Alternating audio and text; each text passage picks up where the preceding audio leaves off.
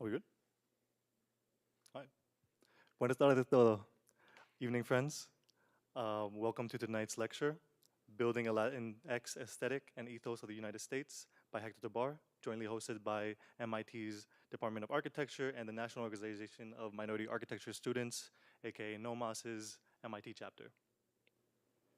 My name is Gabriel Castro Andrade.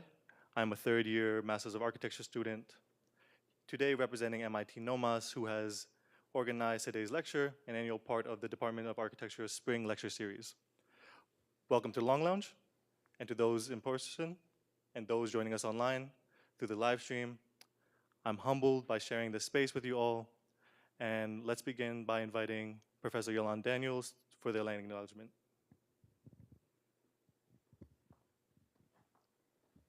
Thank you, Gabrielle.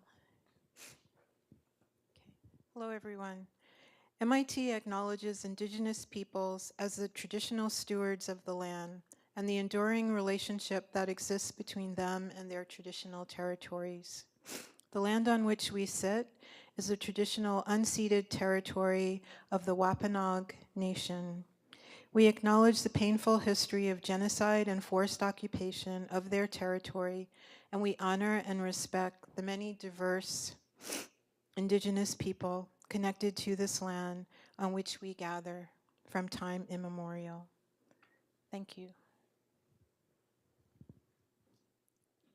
Thank you, Professor Daniels. Each year, NOMAS has the opportunity to invite a critical voice into the department's lecture series as part of a long-term commitment to the idea that our community can be strengthened by the active practice of critical diversity, grounded equity, and true inclusion within the Department of Architecture.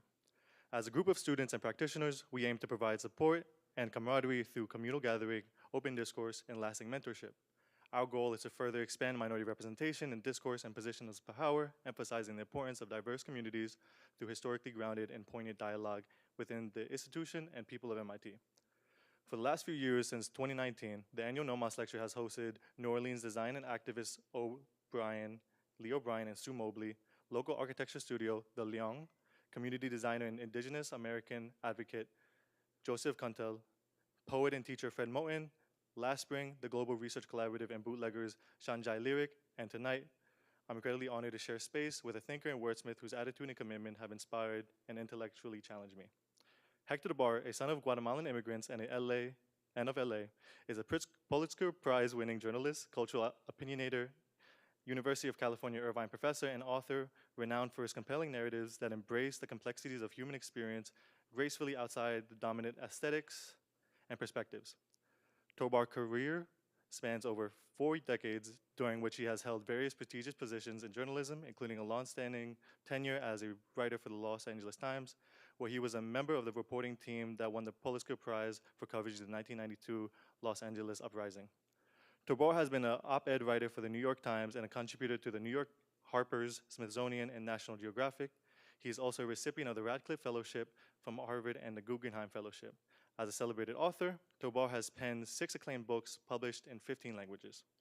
Now Tobar's writing is characterized by its empathetic portrayal of marginalized communities, its caring attention to detail, and its profound sense of humanity through his work. He challenged us to confront our preconceptions, to empathize with those voices who are often distanced, and to recognize the common threads that bind us all as members of a human family moving along global journeys. His latest and arguably most personal project, Our Migrant Souls, is a series of intimate portraits and poignant meditations on the political economy surrounding migratory aesthetics. Tobar continues his rich practice of storytelling, offering a timely reflection on inheritance and the personal self-divisions with respect to the ideas of Latinidad, inheritance that come when home is both over there and here. Unconcerned with the flawed generalizations that come with words such as Latino X, Tobar invites us to recognize the shared emotional and psychological momentums of migration, spanning generations. On a personal note, this is especially momentous for me as I have known Hector's work since the age of 16, being introduced by my high school English teacher who could recognize a young man's frustration of not being able to find his own stories in a narrative.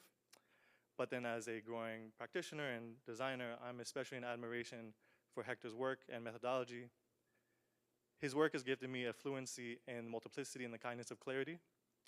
Recognizing the methods of his writing have influenced my understanding of architecture and that designing for others can be an act of care, and that care comes from that sort of sense of clarity and being able to recognize who you're talking to and why you're talking to them. Following this presentation, I will join Hector as a moderator in the front of the room for a discussion and Q&A amongst us all. Us, the NOMAS Lecture Committee, would like to thank many in the Office of Department of Architecture, the Office of Graduate Education, and our fellow students, especially, Joel Carela, who is part of the admin. And I'd like to give a special thanks to Mingjia Chen and Simone Stern. Without them, none of this would be possible. In tonight's lecture, we have the honor to welcome Héctor Tobar as he shares his insights, experience, and profound wisdom, gleaming a career dedicated to telling stories of those voices who are too often generalized. Now, please join me in welcoming Héctor Tobar.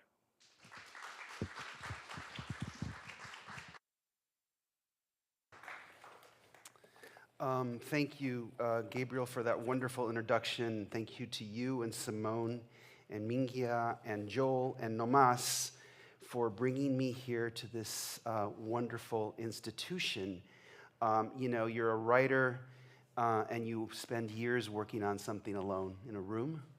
My routine is usually 7 a.m. to 10 a.m., intense writing. And you're alone in this for years, and then suddenly every 5 years you write a book and you get to actually talk to people, which is nice. And I want to share today with you my very personal idiosyncratic journey through ideas of race, identity, and cultural practice. And I want to unpack and celebrate, demolish, and assert the various identities that have been assigned to me and to us, with the idea of building new ideas of our work and citizenship in this country. So this chart represents the labels that hover over us. As we grow up, go to school, apply for universities, get arrested by the police, we end up in institutions that classify us. And in the United States, these are the dominant labels. And I was looking at this and I was remembering a paragraph that I wrote in my novel, The Barbarian Nurseries. I have a little boy. He's a quarter Mexican. His father's half Mexican. He has a mother from Maine and a father who's Mexican-American. And the little boy has been told he's a quarter Mexican, and he asks himself, were his bones and muscles split into Mexican parts and American parts? Could his brownish-green pupils have a quarter Mexican pie slice, 2 American pie slices, and an Irish pie slice? And if he looked in the mirror with a magnifying glass, could he see the slices and tell them apart? So these labels and these ideas of percentages, in fact, if you're Native American, you have the idea of your blood quantum as a percentage hovering over you. They're absurd, and yet there are these labels that are applied to us. And, I learned very late in life. It wasn't until I was in my 50s and I started researching these ideas of race for the book that I wanted to write, Our Migrant Souls, is that race is supposed to be this construct with basis in science, in biology. And ethnicity is supposed to be the social construct. And in fact, that's this pie chart, and that's the ethnic and racial breakdown of the United States in the last census. That is supposed to be there's supposed to be science behind this. There's also kind of a fiction, a sociological sleight of hand that takes place when media outlets construct this kind of pie chart, because Hispanic is supposed to be an ethnicity, and all the other ones are race. And so it requires a subtraction and a refiguring of numbers to actually derive this pie chart. But this is a pie chart you will often see in US media. But in fact, all of these labels are really social constructs. Race is a social construct. If you look in the dictionary, you'll see that the definition for race will tell you that scientists have discovered that there's no basis for the idea of race in biology. Our DNA, the DNA of 2 people in the same race group is usually more different than those between people in 2 different race groups. So in fact, all of these labels are social constructs that are born from inequality. They're born from exploitation. And they also have been turned into insults and legal categories. And they've also been embraced by us as terms of alliances and resistance. So all U.S. racial groups are created in relationship to white. It took me a long time to figure this out, but I had the help of the great African-American historian Nell Irvin Painter, who wrote a great book called The History of White People, which deconstructs this idea of white, which is a relatively new idea in European history. She deconstructs the evolution of these ideas. White is a pan-ethnicity, really. White is constructed in the United States from Irish, German, French, and so it's a social construction. And the more I thought about whiteness, and I thought about US history, that whiteness really, one of the elements of what whiteness is, it's the erasing of the pain of an ethnic and immigrant and working class past.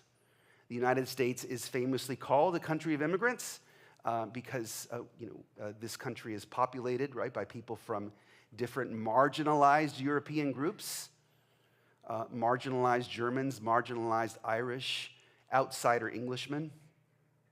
And they create this idea of whiteness, but behind it there is an erasure. And I, thinking about that, I think about Walt Disney. Whoops, is this going to keep happening to me?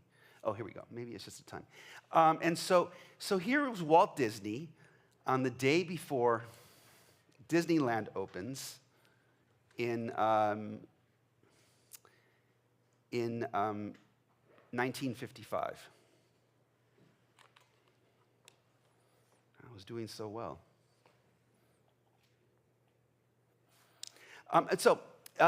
Any of you go to Disneyland, the first thing you see when you step into Disneyland is Main Street USA. And Main Street USA is a reconstruction, an homage to the hometown of Walt Disney's youth in Missouri. It's a representation of an early 20th century Missouri town.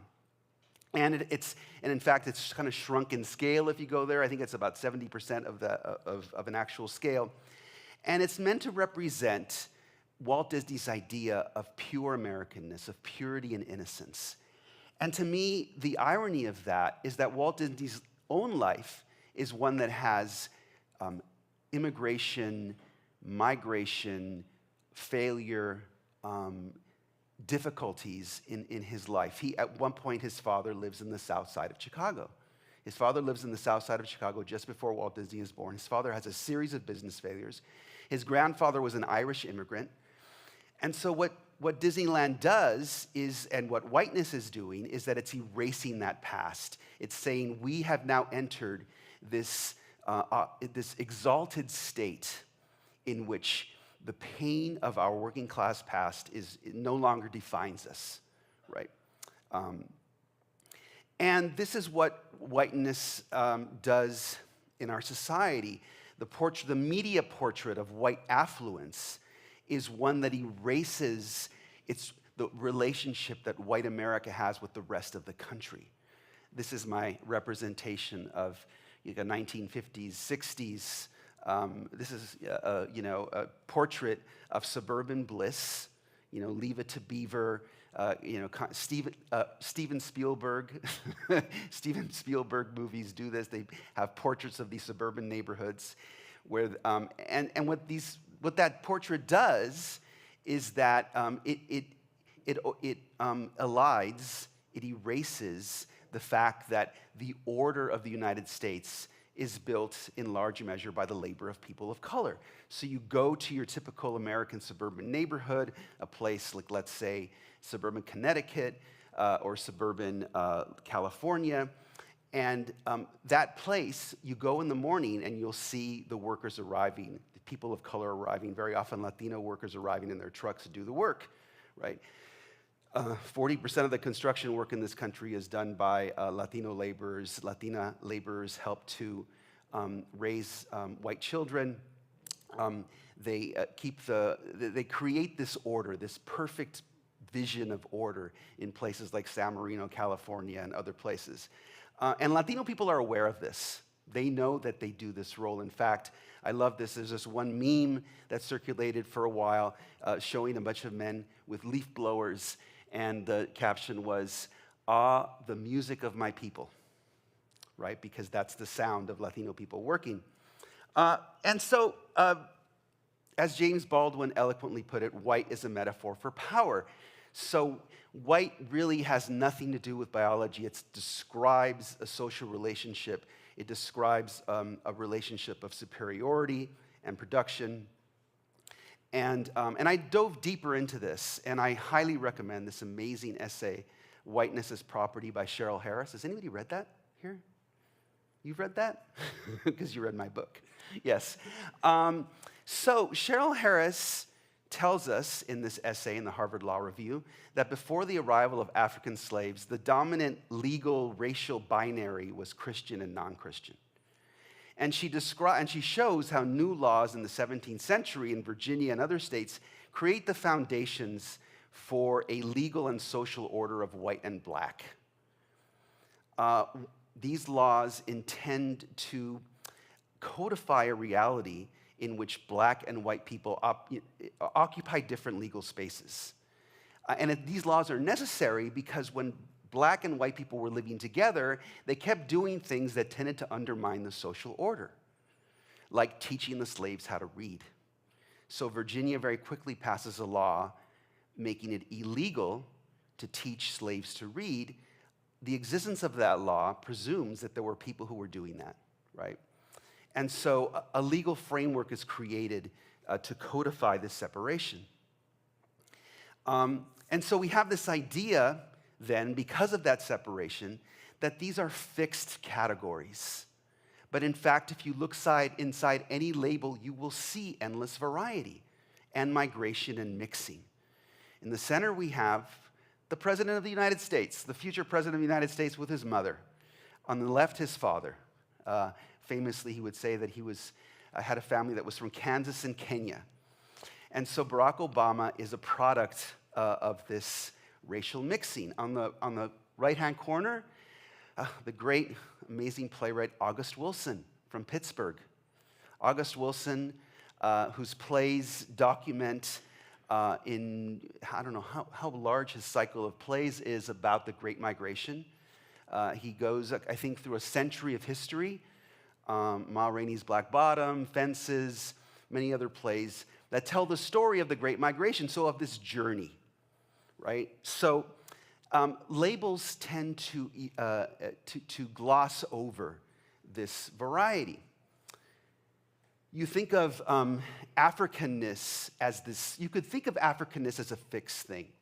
And I think it's a lot of Americans who are not black think of Africanness as this fixed biological thing. But even inside Africanness, there is endless variety.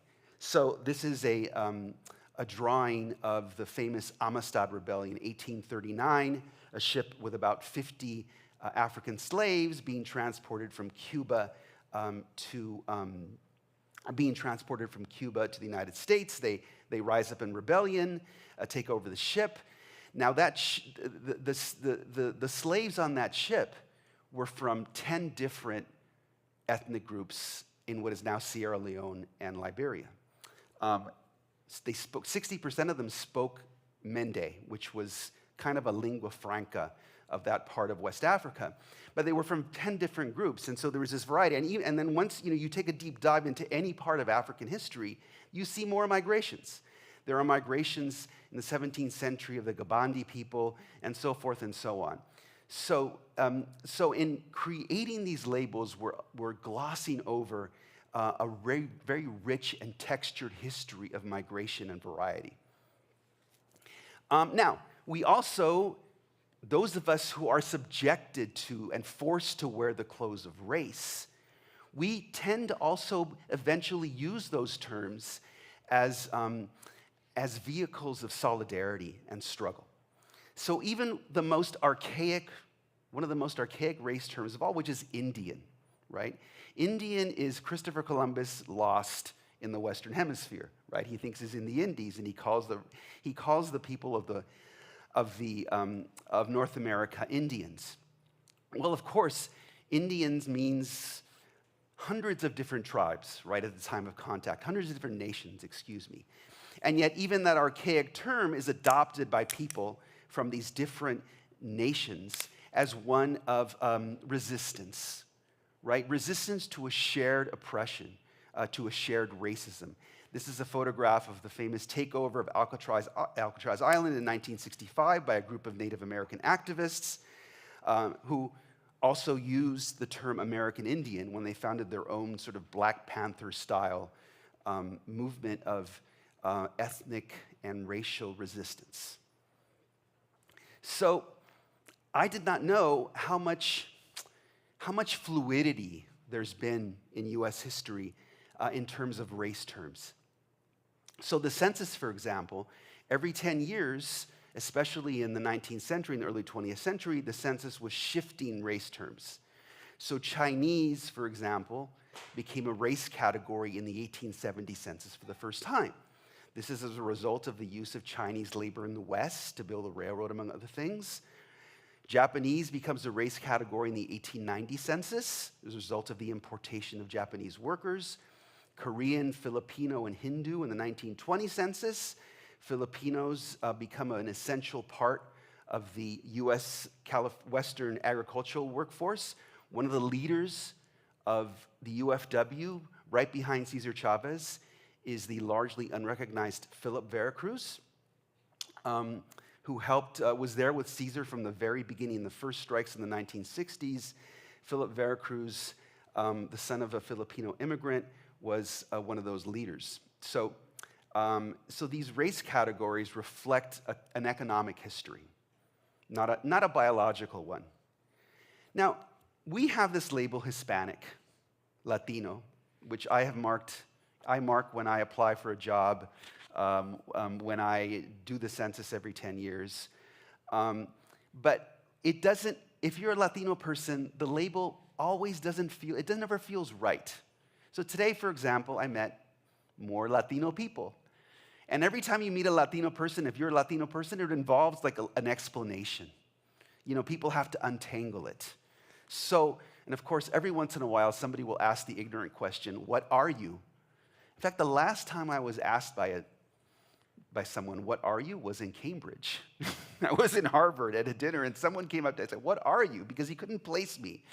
In LA, it's easier for people to place me, but I was like this exotic visitor from the West. What are you? I said, well, American.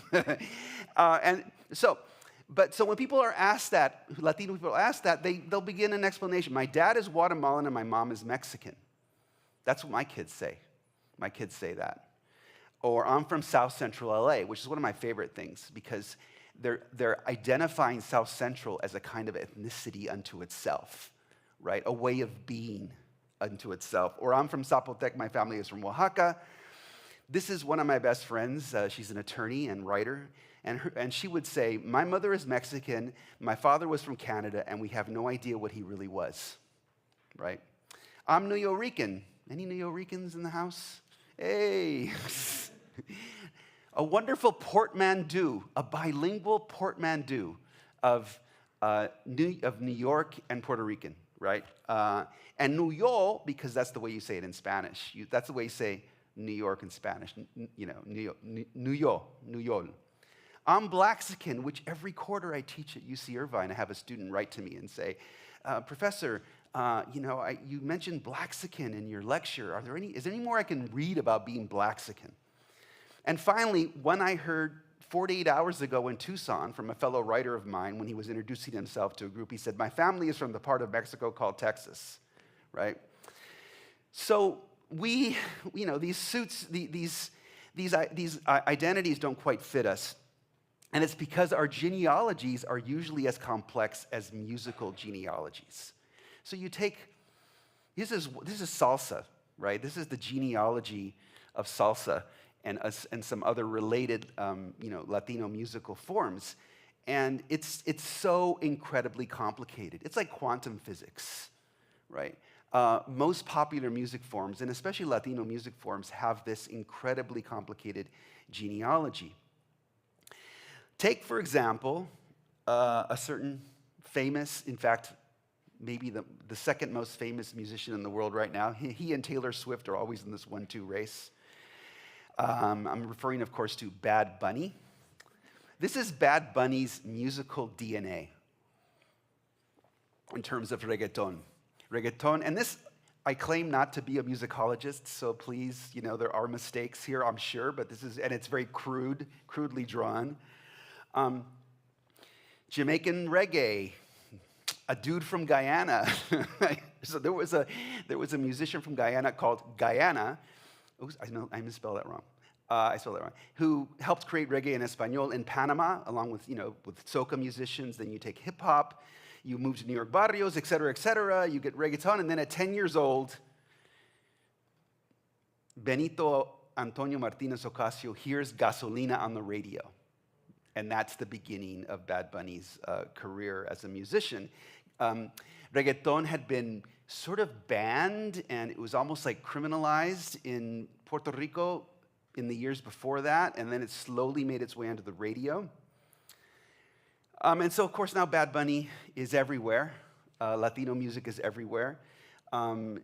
He was stripped of his title as the most streamed musician this year by Taylor Swift. But if you look at the top 10 list, there's 4 Latino musicians on there, right? Bad Bunny, Peso Pluma, Fade, and Karol G. Yes, that's 4. So this Latino music is everywhere and extremely popular. And Bad Bunny's music itself continues the cultural mixing. It's incessant. It's like this incredible creative force. So take, for example, his song Bishayal, which is a neologism, of course, a term that it's coined in Puerto Rico. Bishayal is a bilingual portmanteau, a combination of the English B word, its Puerto Rican Spanish variant bisha, and the Jamaican patois word of gyal, which means girl. And she is a woman who exists in the song between two worlds, the privileged life of Puerto Rico's upper middle class and the violent, vulnerable experience of the island's poorer precincts. So music speaks to us because it reflects our variety. And so here's Héctor Tobar's first hypothesis about Latinidad for 2024. Is that we are drawn to hybrid musical forms because their complex genealogies and improvisations reflect our personal cultural complexities and improvisations. There's not a lot of stuff in American popular culture that's as complicated about cultural identity as music is. Definitely not film. No, I mean, how many films are there about Latinos anyway, right? And so I think Latinos are very much drawn to these musical forms. They've created them reflecting their own cultural complexity. Mexorichy is a Mexico City band because some people know that Morrissey is like totally like beloved in the Mexican community. Does anybody know? Did you know that? Morrissey is like, whenever he comes to LA, he sells out like 3 days in a row in the Staples Center because Morrissey of the Smiths is just beloved in the Latino community. Of course, we have Carol, ¿cómo se llama la que está en el Cardi B. I thought it was Cardi B. And we have ranchera music. Ranchera music, I'm sorry, it's hard when you're in front of people. You forget the things that are on the fringes of your memory. Ranchera music is this incredible hybrid. It's basically German music squeezed into a Mexican village. Right? The accordion is not a native indigenous instrument to Mexico. It's a German import. So these musical forms are all hybrids, and they reflect the variety of our experiences, our personal experiences. So there is this variety that we're used to, this complexity that we live with as human beings in the United States. But for the people who have built race order, mixing is this tragic, exotic thing, right? There's the tragic mulatto, which is a trope in 19th and early 20th century cultural production, especially, right? I'm thinking of Imitation of Life, perhaps the most famous tragic mulatto movie. The person who discovers that they have a black relative, or that they're part black, or someone who's raised in between these two different identities and doesn't belong on one or the other. And there is still really an air, a lot of us carry this air of tragedy when we think about our mixedness. And there is this horrible, the movie's not so bad, but the telenovela is awful, called Angelitos Negros, which means little black angels. And the 1948 film stars Cuban actress Rita Montaner, and the basic plot is that this woman and her husband have this black Latina maid, and the woman has a baby, and the baby is born black. She's white. It's the white woman here in the middle, the woman with the blonde hair. She has a baby. The baby is born black. And the moment when the baby is delivered to her, it's horrible. I was actually going to play a clip of it, but my wife told me that I probably have to give a trigger warning because it's so scary, because she screams out when she sees this black baby. It's horrible. And then, of course, she discovers that the maid that she had is actually her mother. And the series ends with the mother on the deathbed and the daughter throwing herself over. And so there's this notion, and it's still very strong in American culture, that if you are mixed, it's in some way makes you exotic or a tragic figure. And this is a very old idea. The Spanish caste system attempted to bring order and hierarchy to peoples who were already mixing like crazy in the 17th century. My colleague Ben Vinson, we are on in the National Humanities Center board together. Wonderful historian, wrote this beautiful book, Before Mestizaje. And the first chapter just shows how much African migration, how much African presence there is, even in colonial Mexico. That's not part of Mexico's national idea of itself yet. It's starting to change. And so this society in the 17th century of Spanish colonial settlers and explorers and soldiers mixes with this indigenous Aztec Nahuatl society, and also with Asian workers and black slaves who are brought to Mexico. And the result is mixing. And so they create these crazy categories, starting with mulatto, mestizo, coyote is one. I think coyote is 3/4 Indian and 1/4. And so this painting, and in fact, you can see this here in Boston at the Museum of Art. You can see this. There's copies of these casta paintings. And what happens is that these orders only very thinly conceal the privileging of European identity. And in fact, the term Hispanic and Latino privileges European identity, which I think is obvious to a lot of us. Think about it. Hispanic refers to Hispania, France refers to Europe. It says the thing that defines this group of people who are called Hispanic is that they have a common Spanish heritage, right? Latino, the same. Latino is an invention of 19th century French imperialists who create the idea of Latin America because they're trying to take over Mexico, and they tell the Mexicans, we're Latins, we have this common cultural heritage, we're not like the British who are Anglos. So before the conquest, these European peninsular Spanish people who come to the Americas, that's not their chief ethnic identifier.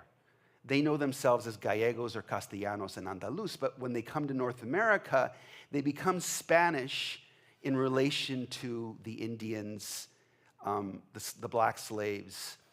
And so it's like white. So this is something that Hispanic and Latino has very much in common with white, right? White, Spanish, Español, Peninsular, is this term of superiority. We're now here surrounded by all these dark natives. We're no longer Gallegos. We're no longer from Asturias. No, you and I, we have something in common in relation to these dark people. We're Spanish. Now, these terms are also themselves kind of fluid, as I'll illustrate here. This is is the census of the 22 adults who arrived in Los Angeles in the first group of settlers who traveled from northern Mexico to Los Angeles. And you can see that their group included one peninsular, a Spaniard born in Spain, a criollo, a white Spaniard born in Mexico, and a mestizo, 2 blacks, and 8 mulattoes and 9 indios. Now, that was the first census of LA. Now, very interesting that another census was taken 9 years later.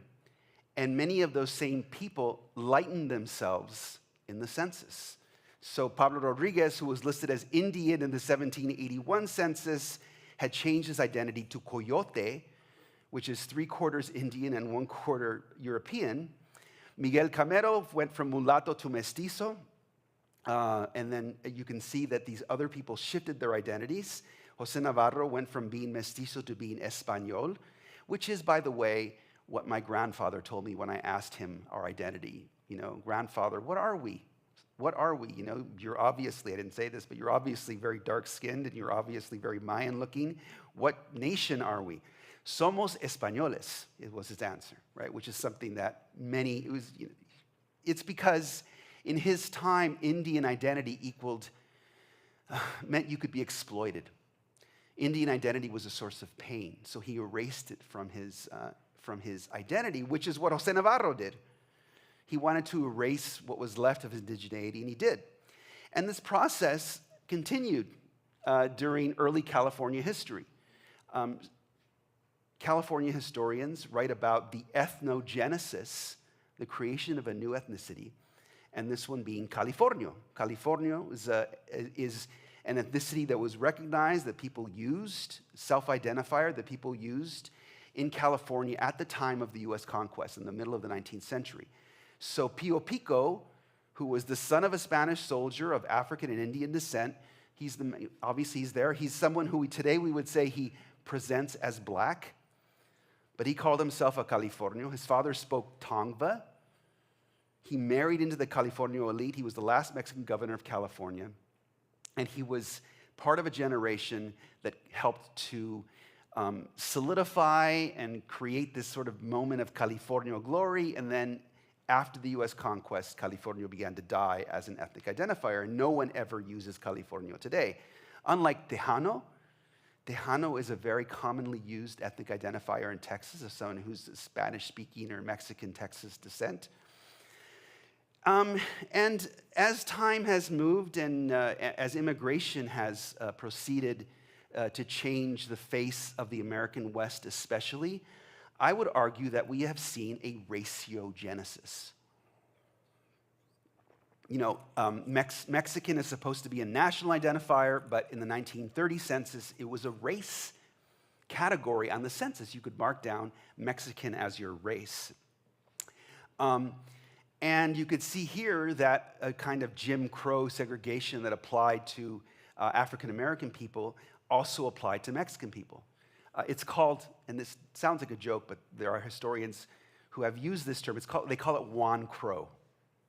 So when I was a young reporter in the 1990s in Los Angeles, I interviewed people who grew up in segregated neighborhoods in Los Angeles who had to go, when they went to the movies, they had to stand on the balcony because the movie theaters are segregated, right? So Mexican has long been this idea of a race apart. And today, of course, Latino has been racialized. I apologize for this image, but I wanted to make a point about the way people see us. So today in the US imagination, Mexican equals barbarism, servility, criminality, passivity, right? We're the maids in the background, or we're the cartel operatives in the films.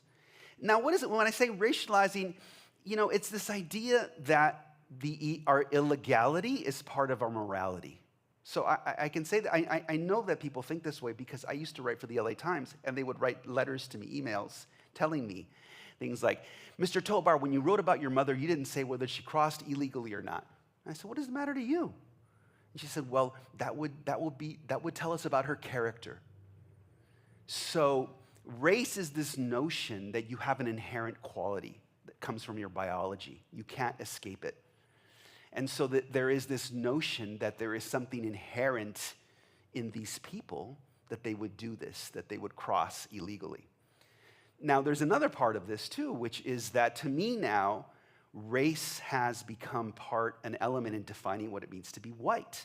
If you have someone telling you nonstop on a television network 365 days a year that your country is under assault, it becomes part of the way you identify your sense of yourself and your country.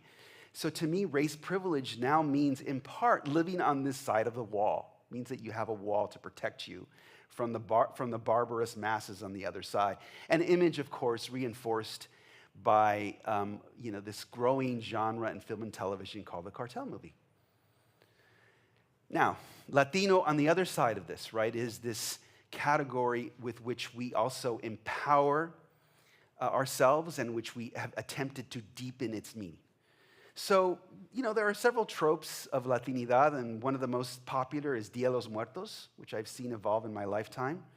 This is from a picture from the Hollywood Cemetery recently.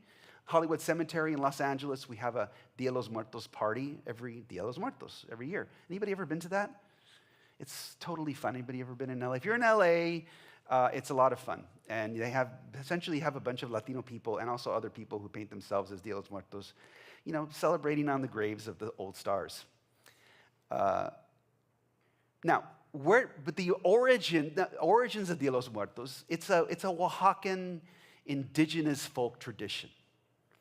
You go to a Mexican village in central Mexico on this day, and you see people carrying out an age-old ritual. Now, how is it that it's become this sort of U.S., almost very, very popular U.S. thing now? Well, it's in part due to Chicano activists, Mexican-American activists, and their allies.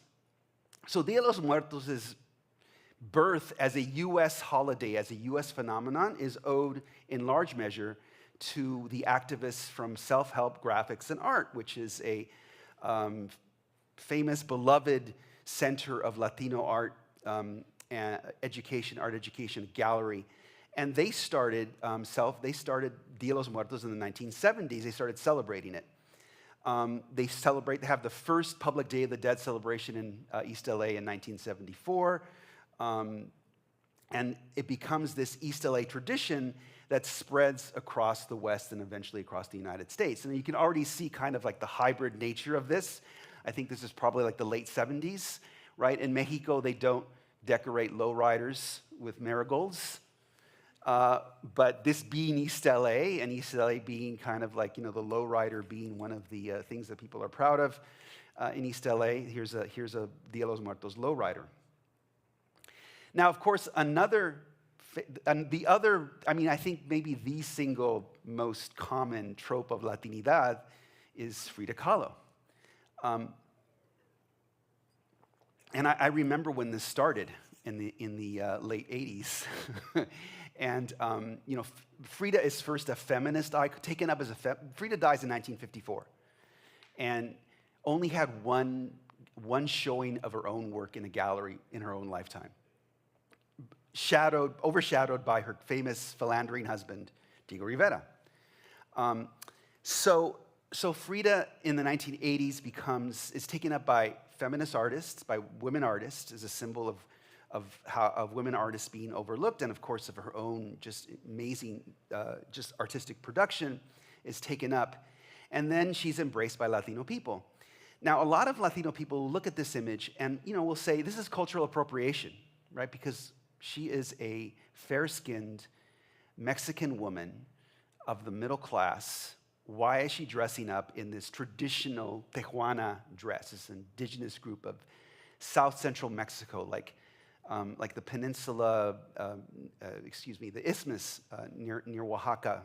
This is a traditional dress. Well, it turns out that Frida herself is from a quote-unquote mixed family. And it's almost ridiculous to say mixed in the context of Mexico because, what else is Mexico, right? And so, in fact, this is Frida's copy of a picture of her family, and she circled a picture of her mother. So you see, there's her mother in the middle. And so Frida has an indigenous heritage that she's proud of and that she's celebrating as a kind of fuck you to the Mexico of her day, right? We're talking about Mexico in the 1930s and 40s. We're talking about a Mexican elite that wouldn't be caught dead wearing indigenous clothing. And so it's her own sort of statement of rebellion. And Frida tackles her own genealogy in this painting. My grandparents, my parents, and I. I've read art criticism that compares this to the Costa paintings that I showed you before. There's Frida's father from Oaxaca on the upper left-hand corner, and her mother. Those are her grandparents in the upper left-hand corner. And then the other upper right-hand corner are her European grandparents. Her father was from Germany. I think his name was Wilhelm, and he changed it to Guillermo or something when he came to Mexico. She claimed that her parents were Jewish, that her grandfather was Jewish. I wrote that in my book, and then the fact checkers at my publishing house revealed to me that recently some German historians had found that it was not true. But she claimed Jewish parentage. And so Frida, so perhaps part of the appeal of Frida and her art to us is that we sense this multi-ethnic questioning that's happening in her work, right? We sense it, and that appeals to us. But Frida has become so ubiquitous that, I mean, somewhere in, poor Frida is in hell, with all of the reproductions of her image, walking around her. And so her image has been reproduced, and it's become such an ubiquitous symbol of Latinidad. I found this particular image on the right in a store called in a mall called Plaza Mexico in the LA suburb of Linwood, on sale for $45. And I thought, that can't be right. That doesn't look right. And it took me a while, well, actually 5 minutes on Google Images, to find the original image, which is a 1939 photograph by Nicholas Murray. It turns out that Mr. Murray and Frida were having an affair, which maybe explains a little bit of the expression on her face. And so this artist has taken it and he's made it into a more down-market image, right? But Frida is also up-marketed in other images. This one, this afternoon, I was searching for images of Frida. This is a photoshopped image in which someone has taken this classic classic photograph of Frida, and he photoshopped it with a picture he took of his girlfriend, this artist from North Carolina. And I just, the blatant commercialization of this, in which the creator who is selling this, or maybe it isn't even the creator, maybe it's someone who's taken the image without permission, has listed all these things so that if you're looking for a poster for your dorm office or living room, you'll find this image, right? Now, it turns out the original was taken by the pioneering woman photographer Imogene Cunningham in San Francisco in 1931 when Frida was about 24. Frida was newly married to Diego at that point. And if you go to imogenecunningham.com, you can get a copy of the original print for $65,000. So the tension in Frida as an icon and human being is this tension between the one-dimensional marketing artifact, the commercial product, which is essentially harmless, and the complex, messy, defiant, and assertive individual who defies expectations, right? And this, of course, is the tension of Latino representation. Are we seen as harmless, colorful people, or do people see us in our full complexity? And here's the boutique. I wanted to show you the boutique where I found this image, where you can also get a Frida delantal. How do you say that in English? I forgot my English suddenly. Apron, sorry. A Frida apron, which I bought one and I gave it away to my students. And so this is on sale in a boutique. And this boutique itself is a very interesting expression of the ubiquity and the presence of Latinidad in greater Southern California. It's part of a shopping mall called Plaza Mexico, And the shopping mall is distinctive in that its architecture is includes all of these monumental reproductions of these monumental aspects of Mexican architecture. So this is a typical Mexican city hall. In fact, I think it's modeled on the city hall in somewhere in Jalisco, a town somewhere in Jalisco. And it is what it is. It's the entrance to a shopping mall, an old Montgomery Ward's building, which has a shopping area that looks like this one. This is part of the outside of the mall. It's a reproduction of the famous Angel of Independence in the center of Mexico City. Smaller, like reduced, maybe 75% of scale. But it turns out that this mall was built by Korean developers. And in fact, across Southern California, there are these indoor malls that were built by Korean developers targeting a Mexican market. And so the Korean developers hired a Mexican-American architect to give them a Mexican village. You can read more about this in this journal article by Alex Stewart, Buildings and Landscapes in the Journal of Vernacular Architecture Forum, of the Vernacular Architecture Forum. And so, yes, it's the site of a former Montgomery Ward's department store. And so you enter the store, you're entering a space that's defined by working class, Mexican-American, Mexicano, Latino commerce. Piñatas, Mexican baseball teams, shirts for Mexican baseball teams.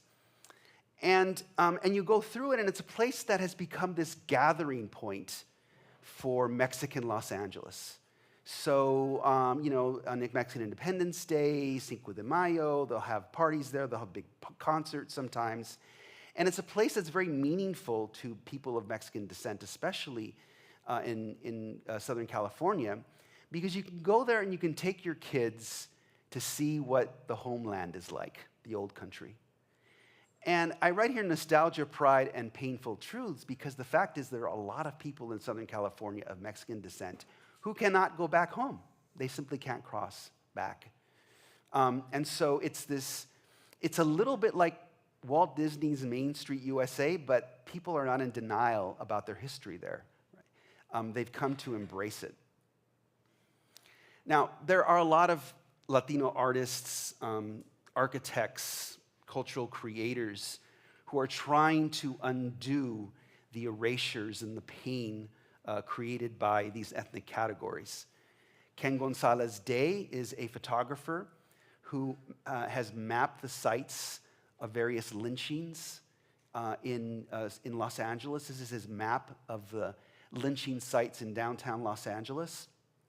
This picture is one that he took of a tree in Griffith Park to symbolize all the places of lynchings that have taken place. Now, none of these lynchings actually has a historical marker to it. The only one of his sites that has a historical marker is the site of the Chinese massacre, which is somewhere there next to Union Station. And the other thing that Gonzalez Day does is that he has built an archive of 19th century images of Latino people in California, because when you see retrospectives, when you see historical texts about 19th century California, you don't see Latino daily existence as part of that archive. And so he's gathered these photographs to try to fill in the gaps in the archive. I love this. He has a collection of photographs taken by a street photographer in the late 19th century in the plaza of Los Angeles. And this is from a 1950s strength and fitness, homoerotic strength and fitness magazine. You see, if you're a Latino person growing up, you don't see homoerotic images from the 50s very often, right? If you're a gay person, this is like, oh, we have that history, right? We have that. And so he's trying to fill in those gaps. And of course, people are doing this all the time. I met one of your colleagues who's doing a mapping, right, of Latino cultural artifacts and creation. So if you go on Instagram, starting in 2016, Guadalupe Rosales, a former art student from Chicago, she began to collect from her family and friends images of 1990s Latino LA. because these don't appear, there are not movies, there are not 1990s nostalgic movies about being Chicano in LA in the 90s. You don't have any culture, you don't have that as part of your cultural, social capital growing up. And so she's saving these images, posting them on Instagram, and doing really essential cultural work. Now, Latino is a term that erases indigeneity. How do we defend, assert, or resurrect it? Well, many artists are working to do just that. This is a group of Mexican artists who came to work in Los Angeles, produced a series of murals for the Los Angeles Public Library that are representations of, they're almost mystical representations of the Latinidad that exists in the heart and mind of so many people of indigenous descent in Los Angeles. And so he's mashing up these two different aesthetics, right? An indigenous traditional aesthetic with the body posture, the attitude, right, of your urban Latino young person. Really, really beautiful images. I love this. It's this Hollywood sign taken to say Oaxaca, California.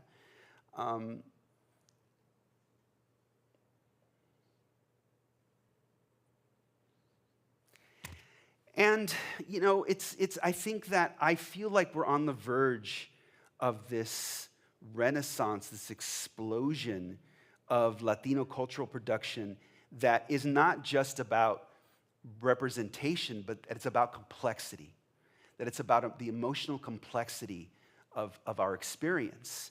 So Walter Thompson Hernandez grew up Blaxican. He said he didn't really sort of appreciate how unique his identity was until he was listening to the radio, and he was listening to this DJ in Oakland, when he was traveling through Oakland, talk about his Thanksgiving, that he grew up in a Mexican black family, and he talked about the foods that they served in Thanksgiving, right? And he realized that he wasn't the only one who had grown up Blaxican.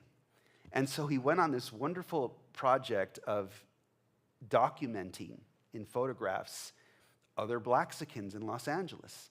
And so this woman is holding these photographs in her hands, and you can see, and he has a series of these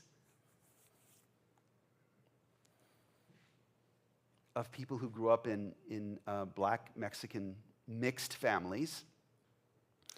And then Walter has also done a job of documenting the spread of these Latino cultural tropes into other aspects of American culture and world culture.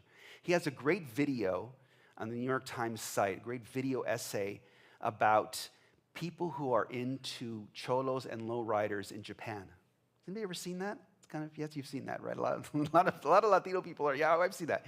And so he's done this work of demonstrating the spread of these Latino, Mexican-American cultural traditions through different aspects of American life. And living in Los Angeles is a very exciting time.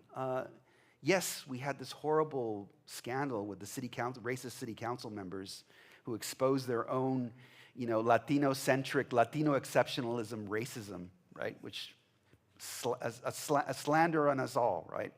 A slur on us all in Los Angeles. And yet there is this constant sort of reinvention of the city that's taken place. I live about a half mile from this particular location, which operated many years as an unauthorized night market, street market. It just got really huge. And this is an industrial area where usually a Friday, Saturday night, there was nothing. And it would fill up with vendors, and of course the people in the homeowners nearby began to complain. It did get kind of out of control, and the city shut it down. But for 2 years, this space existed, this kind of free, unregulated space existed in the city of Los Angeles, where Latino people were creating their own kind of society, and there were people in charge who sort of made sure everybody was orderly, and Latino people create these kinds of small utopian spaces without thinking about them as utopian spaces. They just do it to assert their cultural identity and to get to sell good tacos. Now, I call this the El Sereno Commune. So in Los Angeles, we have lots of places where Caltrans, the California Department of Transportation, was going to build these huge freeways. They were going to knock down, they were going to continue the freeway building project of the 70s, and they were going to knock down neighborhoods, but then the political will for constructing the freeway stopped. So what happened is that Caltrans then had all of these properties they had purchased that sat vacant for decades. Or sometimes they'd rent them out, but then they would stop renting them because there'd be a chance that they would start building. And so eventually, many of these homes were taken over by activists. So in 2020, a group of organized activists took over these homes in the El Sereno district and called themselves the Reclaimers Movement. So, in summary, I would say that we are seeing under the radar, I believe, a major shift in American everyday culture. But it's not the first time that this has happened. In writing my book, I love discovering the cultural critic from the 1970s, Albert Murray, who wrote that American culture, even in its most rigidly segregated precincts, because this is 1970 when he's writing, is patently and irrevocably composite.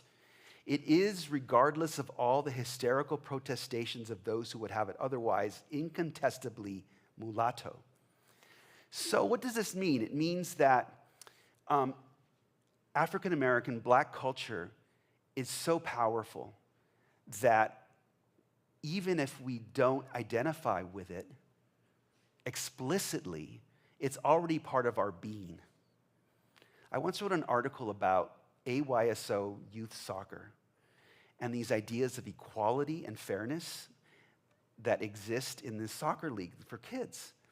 And I realized that it was these ideas of justice and equality of the civil rights movement that had been adopted by this soccer league. And there are so many things like that. Latino civil rights are based on the struggles of the Civil War and of Reconstruction. So there's this whole architecture of civil rights laws which has protected so many different kinds of people. Hip-hop music has become something universal. So many aspects of African American culture, so many parts of American culture have African American roots, right? And I think that process has not stopped. That now, given the cultural weight of Latino people in this country, that we are all becoming almost a mestizo mulatto country. The country is in denial about how much Latino people are becoming part of the fabric of the country. And for me as a Latino person thinking, well, what does this mean for the country that you have so many different forms and expressions of Latino culture, so many different kinds of Latino intimacy becoming part of the United States? Well, it means that we're bringing our own history and trauma and our fortitude into the American story. And this is the most explicit document that I have that illustrates the trauma and the reinvention in my family. This is my grandmother's passport. And my father brought this to me sometime after I'd written my fourth book. I was writing a column for the LA Times about adult illiteracy. And he brought this document to me, and he said, I have a secret. I have something to tell you. And, being a Latino family, the look on his face, I thought he was going to tell me that I had a brother that I didn't know about, And instead, he brings me this, and he says, you wrote this article about people who can't read and write, Latino people who can't read and write. Well, my mother never learned how to read and write. And if you see this document over there, there's an X. Yes, and it says ignora firmar, which means cannot read and write. A bureaucrat has written that there. My grandmother made her X, and the bureaucrat has written does not know how to sign, cannot sign. So this has been and I became a writer. My father loved books growing up, never told me until I was in my 40s that we had this history of illiteracy in our family. And I think that a lot of us grow up that way with this baggage that we know is part of us. and that can either make us feel broken and dysfunctional, or it can make us feel stronger, and it's our strength. And to me, that is the core of when I think of the values of these people, of my people. I think of my own immigrant family's ethos. I think of humility, okay, adaptability, of course, yes, other things, colorism, other things that are not so cool, conservative religious values, etc., right? But I also think about accommodation. I think about a working class identity. I think that increasingly in this country, working class identity has many of the cultural markers and the cultural feel of Latinidad. And I think of memory. Walt Disney erases this painful past from Main Street USA, and I think most Latino people embrace this idea that what we have in common is this memory of a journey, right? And I think that moving forward, our job as Latino cultural creators is to transform our vision, our journey, our second sight, to use the expression of W.B. Du Bois, into a critical vision and artistic practice without boundaries. A lot of Latino cultural production is about representation. We're here, we matter, we value. Well, yes, but also we have a vision that we could share with this country, not just share, but we can use to critique this country. Following, of course, the great example of African American culture, right, which has formed this incredibly powerful critique of American society that has transformed the way we think about this country. So I think that we should follow in that and have a critical vision, artistic practice, who isn't just about representing, but is the culture at large. I believe, and that's what my own cultural that's what my own history is of my books. My books are about me taking this personal history, this personal vision, and critiquing American notions of class, critiquing American imperialism, right? My latest project is about the future and past of LA. Los Angeles, a city at the crossroads. You ever go to Los Angeles? It's pretty shocking what's happened to LA in the last 20 years. Just the incredible explosion of unhoused people. In fact, even the creation of unhoused as a euphemism is a reflection of a growing acceptance of the fact that there is this new caste of impoverished people living amongst us. And so I see LA as a place trapped between kind of like not trapped, but at a crossroads between a kind of Blade Runner kind of style dystopic future and maybe even a kind of decline into a medieval type city, like medieval Rome, right? The Forum in Rome becomes, in the Middle Ages, it becomes basically huts and shacks, and one feels that happening in Los Angeles. That's my current project. I'm writing 9 novellas about Los Angeles history that begin 500 years in the future and that end in the 18th century. So that's my work, my own personal journey through these ideas of cultural identity and expression. And with that, I will say thank you, and thank you for your time. Thank you.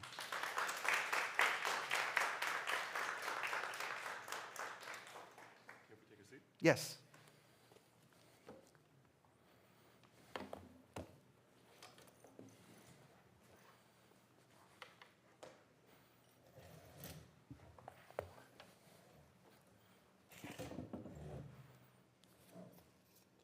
First of all, just thank you for coming. Thank you for spending your time, and thank you for sharing your insights and your work with us.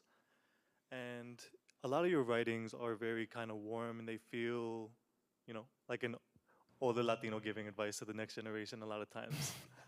And to that, I want to actually ask you for help before I open it up to Q&A, thinking through some things.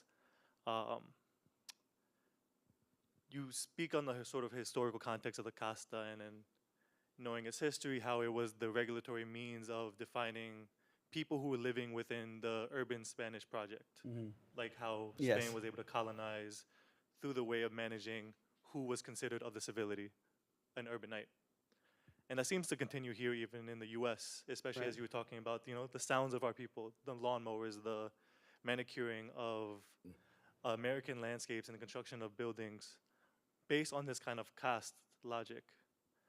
And to that degree of the second vision, I understand you were presenting of us people growing and being even more so complex, but if we have this inheritance with the casta and with our cities, how do you think or how would you feel about that second vision being applied or navigating that ickiness of like our cities?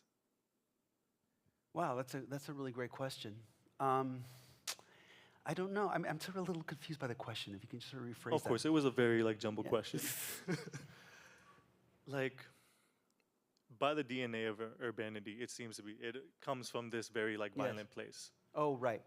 And I simply am just, as a designer, architect, future architect, I can't legally say that, but projected Yes. to practice, it leaves me with a lot Yes. of questions of how do I actually respond to that?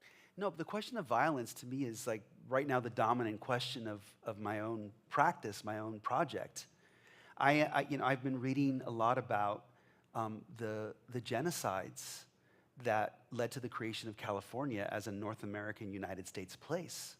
Thousands of people were wiped out, and I really believe that we can't escape that genocide. It's not something that's really been forgotten. It's really part and parcel of the society we live in. And the most obvious thing to me, the most obvious symbol of it is gun violence, right? You have a society that was built on the blood of native peoples, right? Conquest, later slavery required violence to maintain that social order. And so the country has always been armed to the teeth. And now we have, I'm sorry, I'm laughing, but my wife knows when the writing is going well because I'm writing about painful things, but I'm laughing. And so you have these habits that are ingrained in the character of the country. And now we see these mass shootings. You see essentially a kind of reenactment of the violence of conquest that happens periodically across the country, And so to me, that's just the most obvious one. But I think that there are things about our consumer society, a kind of coldness and distance, the inability to build senses of community. I mean, to me, that's the heart of the crisis of whiteness, which is the crisis that the political crisis we're living is a crisis of whiteness. How do we define ourselves, right, in a time of economic decline? And so for a lot of people, the answer is to be angry and to be upset and to find a scapegoat. Right? And I think that's a habit learned through centuries.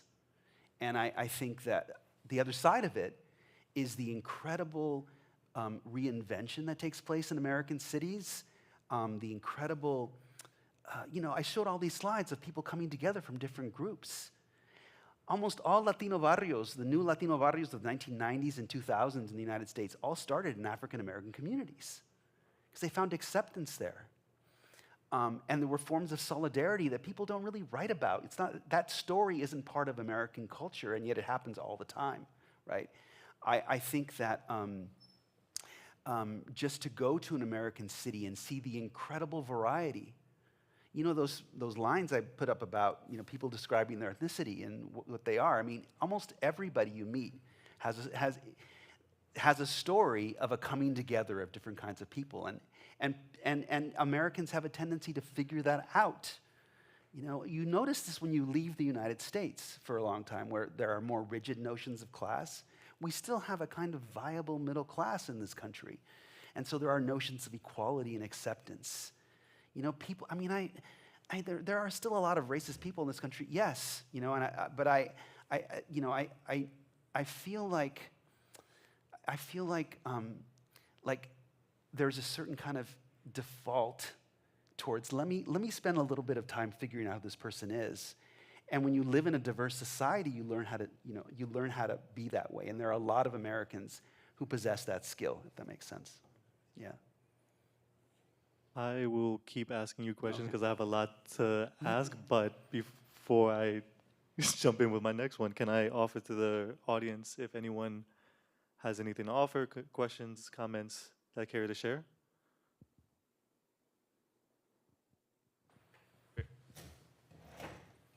Oh. Hi, Héctor. Thanks so much for your talk. I wanted to ask you about the ideas about futurism, particularly because you're writing about 9 novellas projecting 500 years into the future. And within our discipline of architecture and maybe broadly design, a lot of what we do is project into the future. Mm. And I'm really curious about what you see the kind of Latinidad project vis-a-vis this idea of projecting into the future, and particularly within the built environment, because that's most often how architects mediate, but I mean, you could take the question wherever you'd like. Wow. Well, at the end of my book, Our Migrant Souls, I make a call for utopic visions. I think, I stop short of making any sort of political, prescription, because I think that I want to see a utopic vision that's born of intimate spaces and not of just political ideologies. I think that it's troubling to me that in California that we have Democratic majorities in both houses of the assembly, of the state legislature. We have a Democratic governor. Most of the large cities in California have progressive mayors and city council members, and yet the city can't make any headway in this crisis of housing and this crisis of homelessness. I think that I've always been very optimistic in my life about the future, but right now I think that we just need a whole change in the American character. We cannot. I mean, individualism is killing us, and we all embrace it. It's a considered to be a just and good way to live, to work really hard, make as much money as you can, and sending your kids to the best school you can, and spending, as I have, $250,000, $500,000 on my kids' education over the years, and essentially buying them into these incredibly good but elite schools. And I feel that it's almost like a new kind of person needs to be created. We have to have a whole new ethics born. Having said that, I am extremely optimistic about the inventiveness of the American people, about their acceptance of each other on a neighborhood level. On a neighborhood level.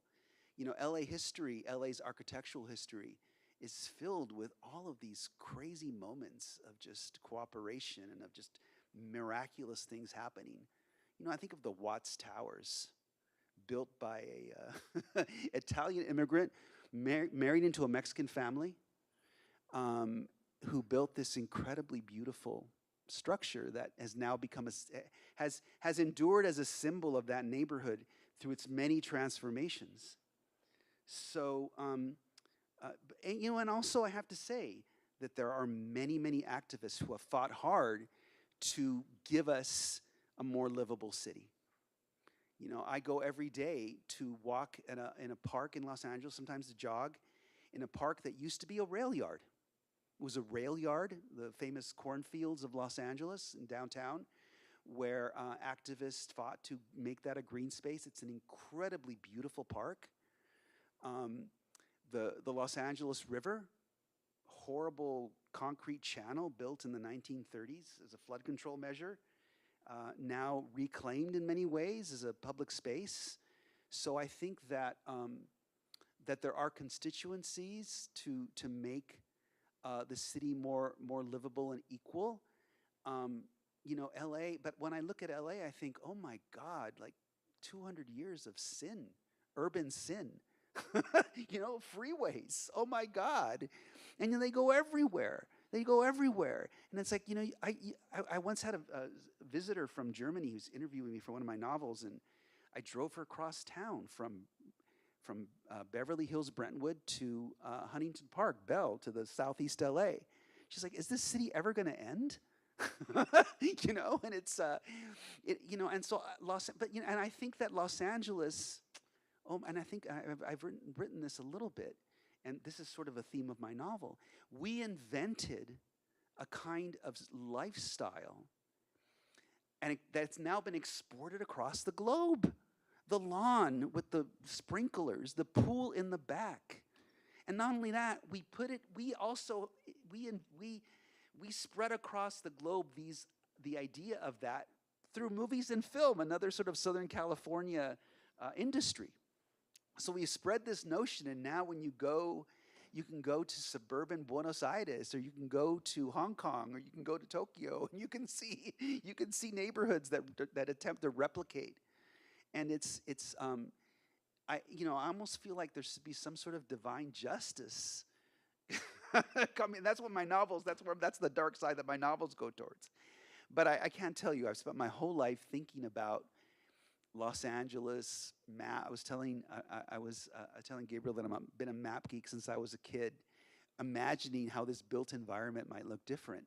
And I think there's a lot of people who've dedicated their lives in Los Angeles to healing the wounds of a century of just madness, of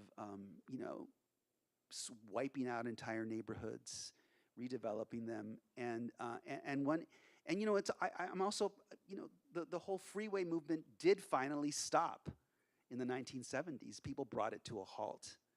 So I think that if there is hope, it is in that activism.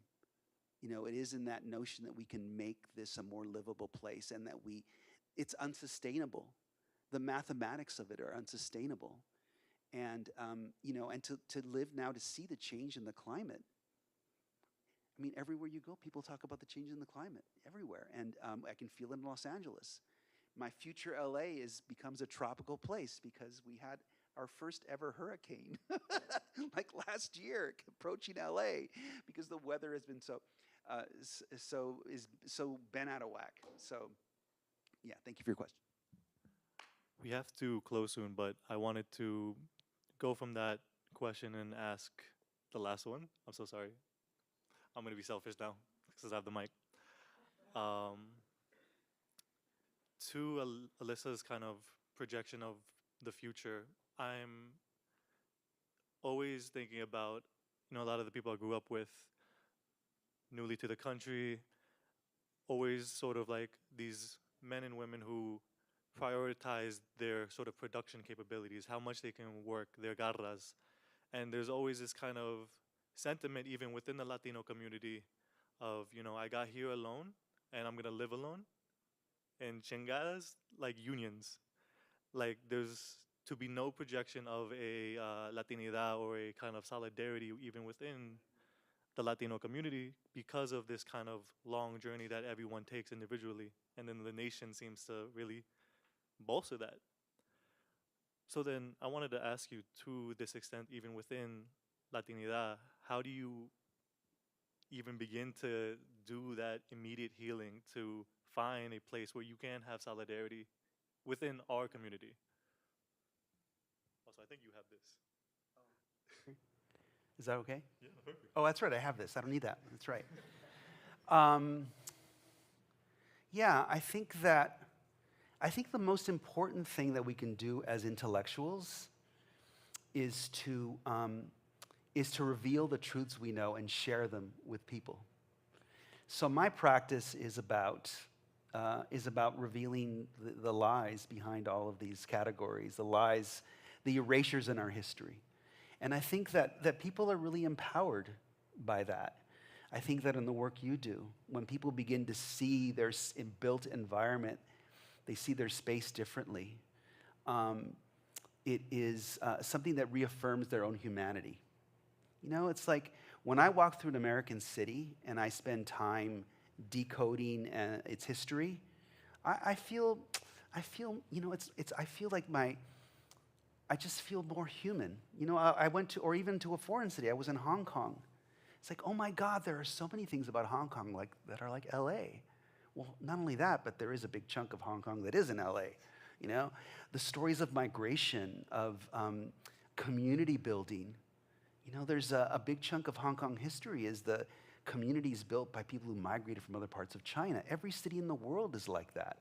Every city in the world has a story of a community built by poor people who created institutions, built spaces. It's really incredibly beautiful to share. And you know, our consumerist culture wants us to forget about that. It wants to only us to think about the new thing. And I think that one of the beautiful things about architecture and planning is that not all of the past can be erased. You know, and you see the world as these layers. And when you understand all the different layers of history that make up a city, it just makes you stronger, and it just makes you a better citizen. So I'm very optimistic because I've seen people be transformed by stories, and I've seen them be transformed by the practice of architects and urban planners. You know, one of the best things that ever happened to me was that I wrote a story about housing inspection and about how the LA city housing inspection system was out of whack. I was like 28 years old. And as a result of that, you know, there were all these shifts in laws. And then one day this housing group invited me, and one of the buildings I had written about had been transferred to them by the city, and they had transformed it into this low-income housing. And it was this most incredible thing. I would walk through this building that had been covered, you know, flaked lead paint, you know, everywhere. You know, it had been like a tenement, and it had been remade into like nice housing for working class people in the shadow of the freeways of LA. And miracles like that happen all the time. And when you create something like that and you give one family, a dozen families, a new place to live, that has a ripple effect in a society. So yeah, I'm optimistic that, you know, and those places are always filled with Latino families appreciative or work hard. Once they have a cause to believe in, and people who are willing to sacrifice and do the hard work to build a movement, then things really get going fast. Thank you so much. Oh, yes.